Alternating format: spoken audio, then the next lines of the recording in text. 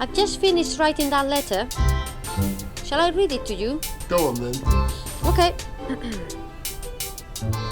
Dear Aunt Marjorie, I see from your column this month that you are still advising people to act on their feelings. So, I'm writing to tell you why I disagree. I took your advice, followed some good feelings, and things went seriously wrong for me. I still remember what you wrote in the April edition to someone who couldn't make an important decision. Follow your feelings. Listen to your heart. Well, I can tell you now that the heart is okay for pumping blood around the body, but it's not so smart at human relationships. I knew this guy, Terry. He was really good to me. He was kind, funny, intelligent. Not a handsome guy, perhaps, but a really good listener. And when I met him, I was having a really bad time. So that sort of attention was just what I needed.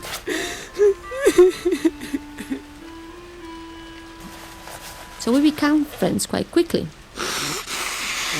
He was really good to me, what I am a bit ashamed of, really, because I wasn't always good to him. I remember this one time when I was really angry with him and offhand because he couldn't listen to me.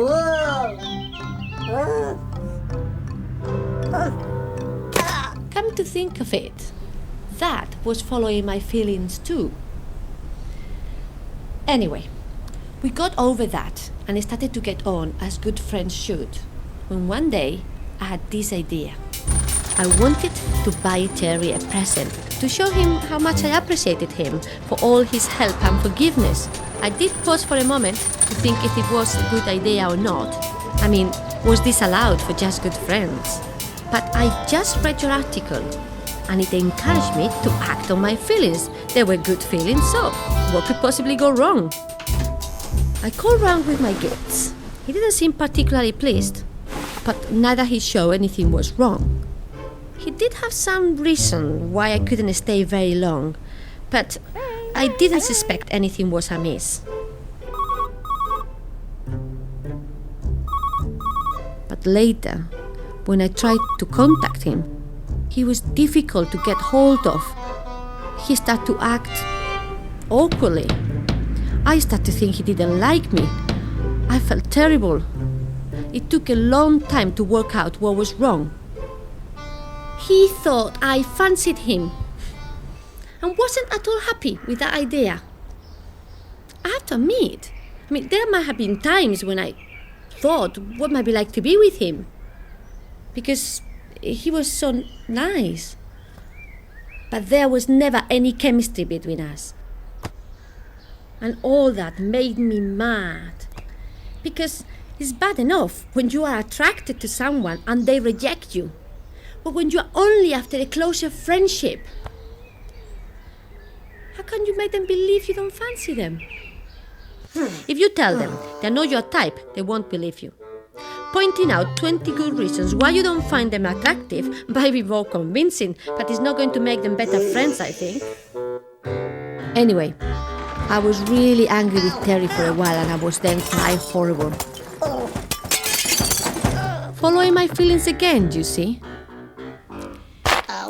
Eventually, I calmed down, having grumbled about him to enough of my friends.